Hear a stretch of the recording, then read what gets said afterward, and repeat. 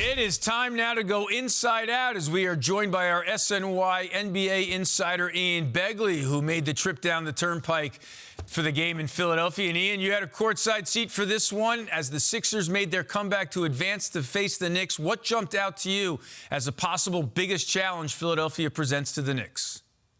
Well, you looked at Joel Embiid, and he seemed to get it going late in this game. He made so many big plays for Philadelphia down the stretch.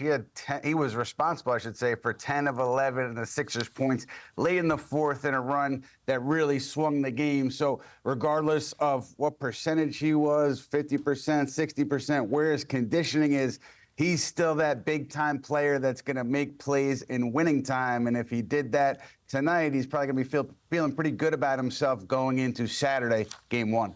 Obviously, you mentioned, what kind of shape he's in. It was a rocky year for him health-wise, so he played in just one game against the Knicks this year. But with Isaiah Hartenstein and Mitchell Robinson, how well does New York match up with the former MVP?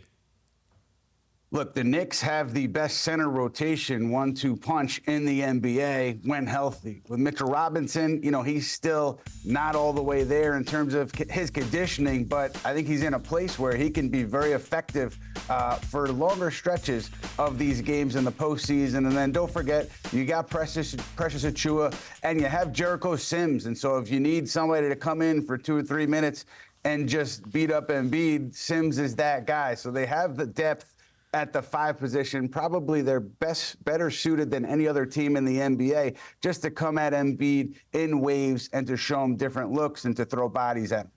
Ian, games 3 and 4 and possibly 6 will practically be homecomings for the Villanova Knicks, of course, led by Jaylen Brunson.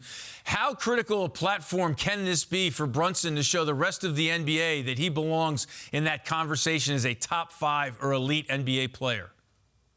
Yeah, look, he did it in the regular season, right? I think for the last 2 months or so, he's been showing you that he belongs in that top 5 conversation. But when you're talking about best players in the game, they do it on the biggest stages. And this is going to be a very big stage for Jaylen Brunson and the rest of the Knicks. But for Brunson, in the postseason, you go as your star player goes. So he's going to need to play well for the Knicks to get through this series and get to the second round. And really, if they do not get through this series, I think this season will be looked at as a disappointment. So, yes, big stage for Brunson, but he showed you last year that he can handle the bright lights of the playoffs.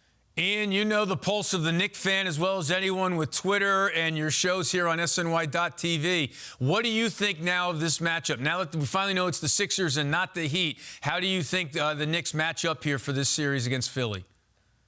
I really think it starts with Embiid, right? Can you guard him in the pick and roll, pick and pop, because that's going to take your center out of the paint. That's not what the Knicks like to do. Then the other end of the floor, can you put him in pick and rolls? Can you take advantage of whatever conditioning issues he has, and can you wear him down on that end? Philly has depth. They have defenders that they can throw at Jaylen Brunson. You saw Nick Batum have a big night tonight. So the Knicks are going to have their hands full, but if they can take advantage of Embiid's conditioning, they should be able to get through this series. First postseason meeting between these two franchises since 1989 when Mark Jackson, Gerald Wilkins and company broke out the broom. Should be a fun one. Ian Begley, thanks for joining us here on Honda Sports Night.